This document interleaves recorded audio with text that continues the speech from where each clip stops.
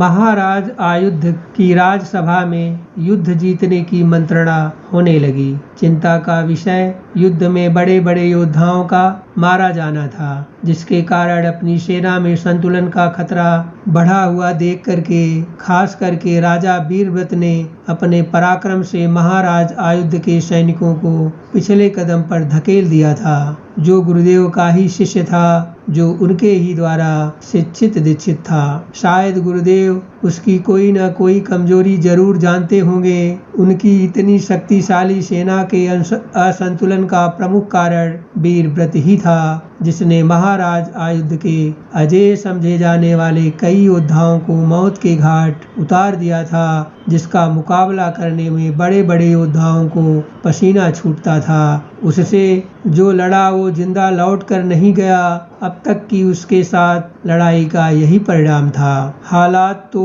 ऐसे हो गए थे कि कल का मोर्चा कौन संभालेगा। सेनापति अपनी बात रख चुके थे, बाकी लोग भी अपनी अपनी बात बारी बारी से रख रहे थे, उत्साहित भी थे और अपनी जीत का विश्वास महाराज आयुध को करा रहे थे। किंतु राजा वीरव्रत के तूफानी आक्रमण के पराक्रम को लेकर सबके सब पस्त थे, जिसे लेकर सबकी चिंता एक ही समान थी। शायद गुरुदेव चिंता का निवारण कर सकें, इसलिए आज वह महाराज आयुध के मंत्रिमंडल का हिस्सा बनाए गए थे।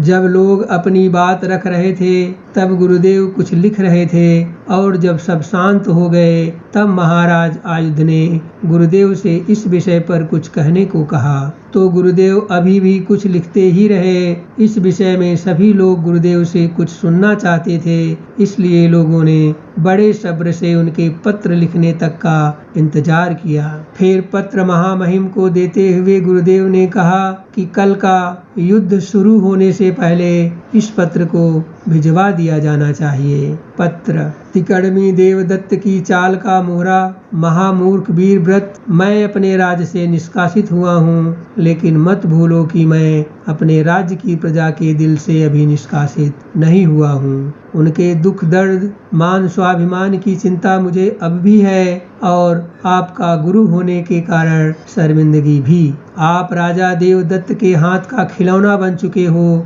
आपको तो युद्ध जीत लेने के बाद के परिणाम का भी बोध नहीं है, जिसके जीत का फलाधिकार प्रमुख राजा आयुध और राजा देवदत्त के बीच है। आप मोहरा बने हुए हो, इसके अलावा है भी क्या आपके पास? आपके पास अपना असली उत्तराधिकारी भी नहीं है। बेवजह इस युद्ध में अपने बड़े बड़े योद्धाओं की बलि चढ़ा रहे हो, जो कि आपका भविष्य हैं, जिनके बलबूते ही आप भविष्य में अपने राज्य का भी राजा हैं। अन्यथा किसी भी दिन देवदत्त के एक आदेश पर बंदी बना लिए जाओगे, क्योंकि आपके शुभचिंतक महावीर योद्धाओं की मृत्यु के बाद आपकी स्वयं की होने वाली दुर्दशा के परिणाम को भी सोचने का सामर्थ्य आप में नहीं बचा है। क्या कभी आपने इस युद्ध के परिणाम पर भी विचार किया है? क्या कभी सत्य पर असत्य की जीत सुनी है? क्या कभी अधर्म का भार इस धरा ने लंबे समय तक उठाया है? महाराज आयुध के प्रताप की आंच क्या कभी भी उनके पड़ोसी राज्यों को झेलनी पड़ी है? और क्या कभी धूर्त राजा देवदत्त ने हमें बख्शा है? महाराज एतमान के स्वर्गवासी होने के बाद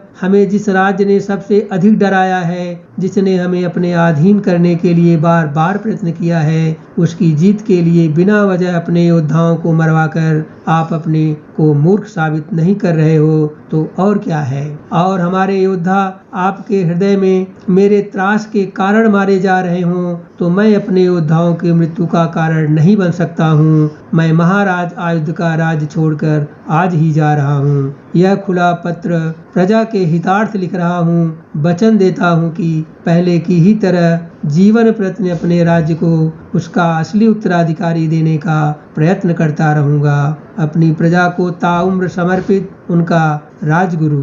गुरुदेव को के पत्र को मन ही मन पढ़कर महामहिम महाराज आयुध ने गुरुदेव की कूटनीति की भूरी भूरी प्रशंसा की, जिसे सुनकर सभी सभासदों को लगा कि समस्या का हल निकल गया है। गुरुदेव ने कल युद्ध शुरू होने से पहले ही इस पत्र को वीरव्रत तक पहुंचाने के लिए कहा और दूसरे दिन सुबह होते ही महाराज आयुध का दूत खुला पत्र लेकर